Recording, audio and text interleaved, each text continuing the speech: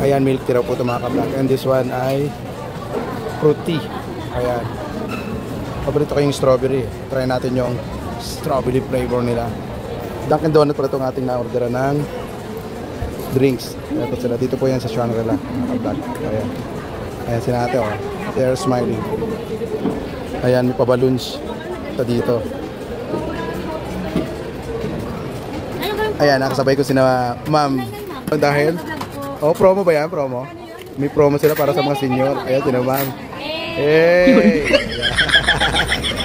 Ayan, pinano ko na yung fruit tea ko kasi I'm too hungry na kaya. Ayan si ate girl na nag-deliver ko. Ayan, hello. Parang something anniversary yata or may mga promo-promo sila dito at chochocho.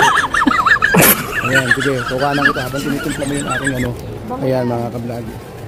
Oh, sabi niya ate, titimplahin para yung aking, is it tea?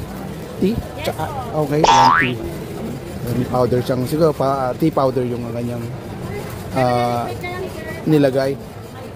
Magbayad muna po tayo, baka, ayan, tinitimpla ni ate. Kasama si kuya, nandiyan oh.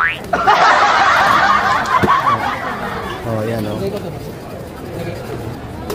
And guys, hinintay po natin yung ating fruit tea, strawberry flavor here in Dunkin Donut.